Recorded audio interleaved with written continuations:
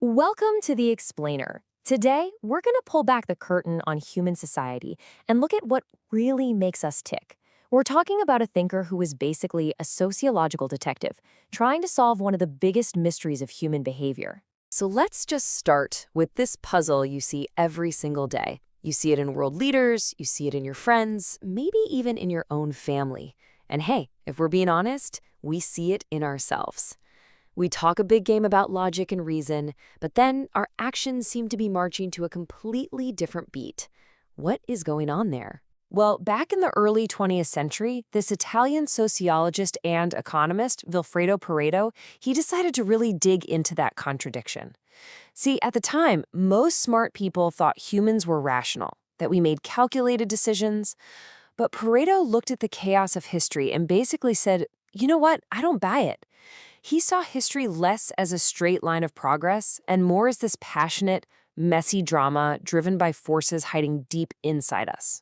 Pareto's whole journey started by just taking a sledgehammer to that core idea of his time, the idea that we're primarily rational. He just looked at the world, at all the political chaos, the way governments rise and fall, the passionate beliefs people would die for. And he figured, logic is, at best, a very small part of the human story. He argued that almost everything we do, especially when it comes to politics and social life, isn't logical at all. He gave it a name: non-logical action. So for instance, think about a community doing a rain dance during a terrible drought. The goal is logical, right? They want rain. But the action, the dance itself, has zero scientific connection to making it rain. That's a perfect example of a non-logical action. And Pareto's big insight was that our modern lives are just as full of them. Now, here's the key thing to get. When Pareto says non-logical, he doesn't mean illogical or stupid, not at all. That rain dance, for example, it builds community spirit. It gives people hope. That's incredibly useful. His point is just that the real reason for the action comes from somewhere much deeper than our logical brain. We're basically a volcano of emotions with just a thin little crust of reason on top. So if logic isn't driving the car, then what is? What's this hidden engine that's actually pushing us all around? Well, Pareto went looking for these deep, constant forces, and he gave them a pretty unique name. He called them residues. The best way to think about residues is like the operating system running in the background of human society. They're these universal feelings and instincts that have been with us forever. Things like loyalty, the urge to create something new, the need for stability, the desire to belong. These aren't complicated ideas. They're the raw, emotional source code for our actions. Now, Pareto found 6 classes of these residues. But he said that the entire drama of human history really boils down to a constant tug of war between 2 of them. On one side, you have what he called the instinct for combinations, and on the other, the persistence of aggregates. And basically, all of society is caught in this endless push and pull between these 2 forces. So let's break down that first one, the instinct for combinations. This is our inner inventor, right? Our inner risk-taker. It's the drive to experiment, to connect different ideas, to build new things, to find clever workarounds. This is the engine of progress and change. People who are strong in this residue, they're the entrepreneurs, the clever deal makers, the innovators who are always thinking outside the box.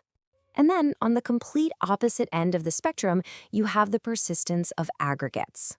This is our inner traditionalist. It's that incredibly powerful feeling that connects us to our family, our country, our faith, our traditions.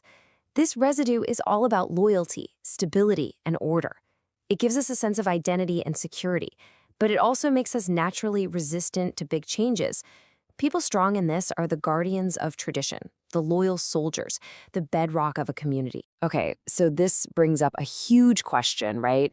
If we're all just being pushed around by these deep feelings, these residues, why do we spend so much time building these elaborate, logical-sounding arguments for everything we believe and do?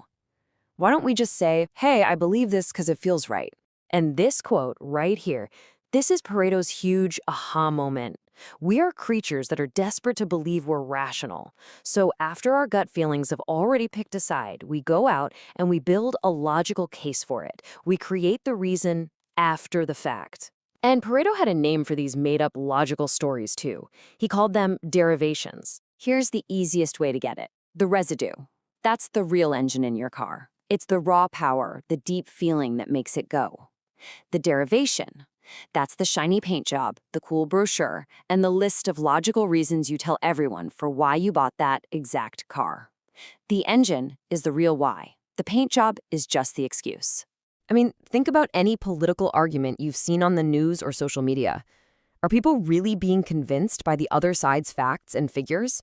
Almost never. What's really happening is that each person is defending a deep-seated feeling of belonging, a residue. The economic stats and policy details they're yelling about, those are just the derivations.